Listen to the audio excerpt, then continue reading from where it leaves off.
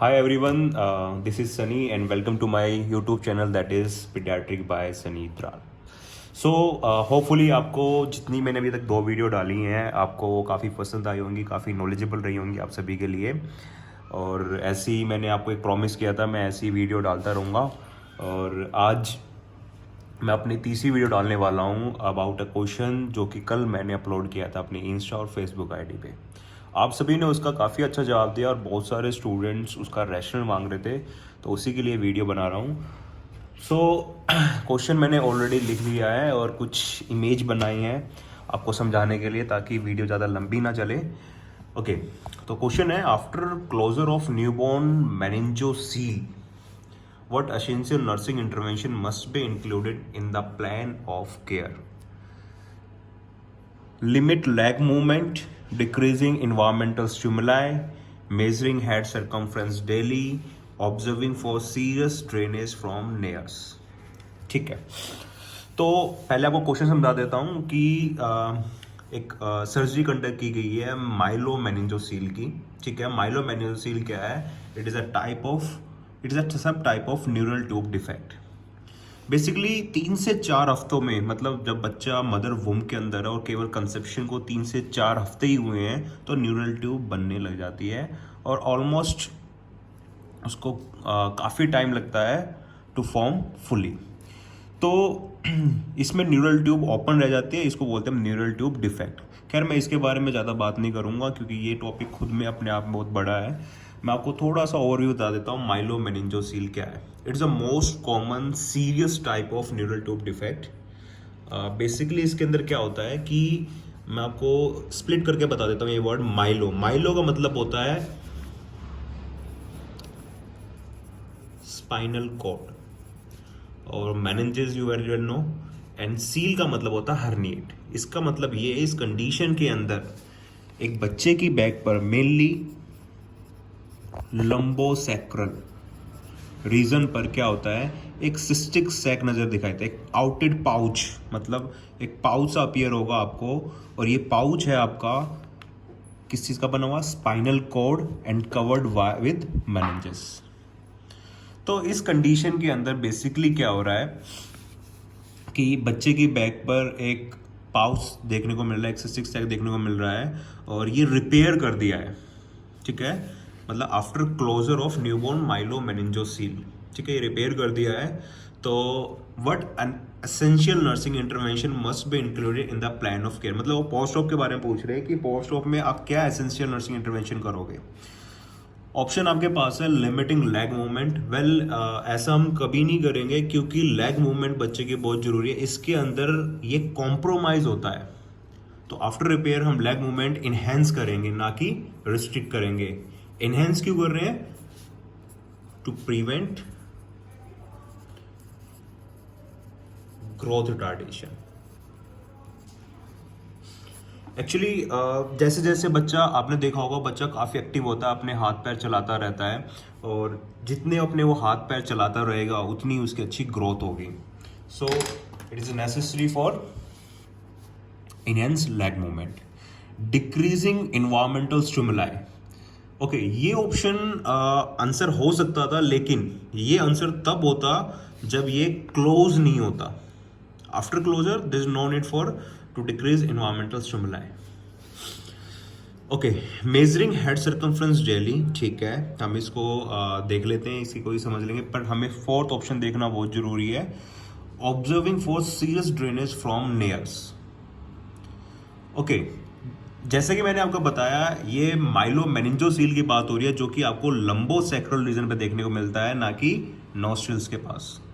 तो CSF drainage होगा भी तो वो यहाँ पर होगा, ना कि नॉस्ट्रिल्स में स्नेयर्स पर।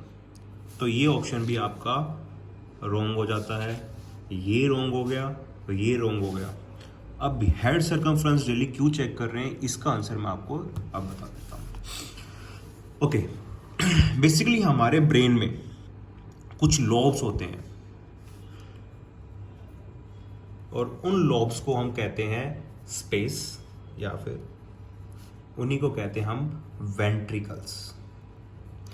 ये क्या होता है? एक ओपन स्पेस होते हैं, मतलब खाली एम्प्टी स्पेस होते हैं जिनके अंदर होता है CSF, जिसको बोलते हैं हम सेरेब्रोस्पाइनल फ्लूइड। तो इन वेंट्रिकल्स बेसिकली टोटल हमारे अंदर ब्रेन के अंदर 4 होते हैं, V1, V2, V3 and V4। Okay, ये जो मैंने एक कॉइल चीज़ बना रखी है इसको हम बोलते हैं कोरियोइड प्लेक्सस, और यही बनाती है आपका, यही सिक्रेट करती है CSF। तो CSF V1 V2 में आएगा, फिर यहाँ से V3 में आएगा, फिर V4 में आएगा, और यहाँ पर होती है एक ओपनिंग जिसको हम बोलते हैं फोरामेन ऑफ लूसिका। ओके, अब ये जो हमारी वेंट्रिकल्स हैं इसको कवर करती है हमारी मेनिंजेस।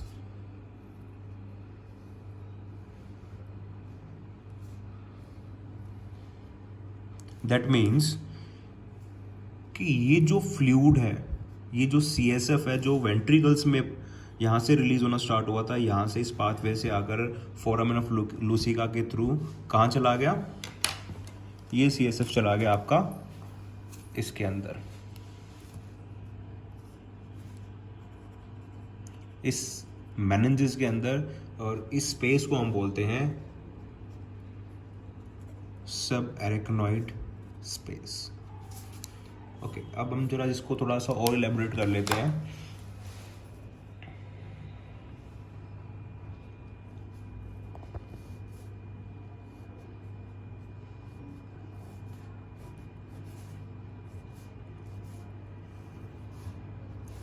दिस इज योर सब एरेक्नॉइड स्पेस, और इसके अंदर होती हैं कुछ विलाय जिनको हम बोलते हैं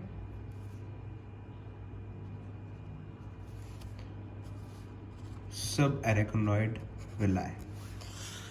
बेसिकली क्या होता है कि हमारा CSF यहाँ से रिलीज होता है, यहाँ से बनता है अराउंड 20 ml पर आवर बनता है एक चाइल्ड के अंदर।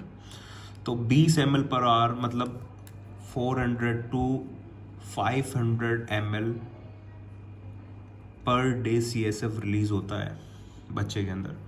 तो ये 400 से 500 ml अगर पर डे रिलीज हो रहा है, मतलब सिक्रीट हो रहा है, तो इसको एक्सक्रीट भी तो होना पड़ेगा, नहीं तो ब्रेन के अंदर CSF बढ़ता रहेगा और इन पर प्रेशर लगाएगा और ब्रेन का साइज काफ़ी बड़ा हो जाएगा। ओके, अब बेसिकली क्या हो गया, हमने बात कर ली कि यहाँ से सिक्रीट होता है और फिर ये आता है यहाँ पर, ठीक है, फोर्थ वेंट्रिकल से फोरामेन ऑफ लूसिका से ये एक्सक्रीट हो जाता है और चला जाता है एक स्पेस के अंदर जिसको हम बोलते हैं सब एरेक्नॉइड स्पेस। अब बात करते हैं सब एरेक्नॉइड स्पेस के अंदर होती है सब एरेक्नॉइड विलाय। ये जो CSF है ये इस विलाय के थ्रू एब्जॉर्ब हो जाता है और चला जाता है हमारा ब्लड सर्कुलेशन में। ब्लड सर्कुलेशन से अगर उसमें से कुछ प्रोडक्ट यूटिलाइजेबल होंगे तो यूटिलाइज हो जाते हैं, और अगर एक्सक्रीट करने के लिए ये ब्लड सर्कुलेशन से हमारे जाते हैं किडनी में और वहाँ से हो जाते हैं एक्सक्रीट। तो अल्टीमेटली ये साइकिल होती है CSF की, यहाँ से बना, यहाँ से निकला, यहाँ से एब्जॉर्ब हुआ और किडनी से एक्सक्रीट थ्रू यूरिन। अब इस कंडीशन में क्या होता है, जब हम मेनिंजोमाइलोसील को रिपेयर करते हैं तो ये जो सब एरेक्नॉइड विलाय हैं इनकी ये एब्जॉर्बेटिव सरफेस ये इंजर्ड हो जाती है in most of cases, not all cases.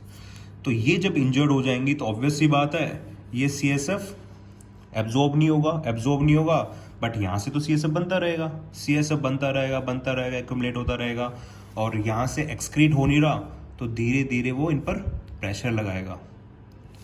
अब देखो, जैसे मैं आपको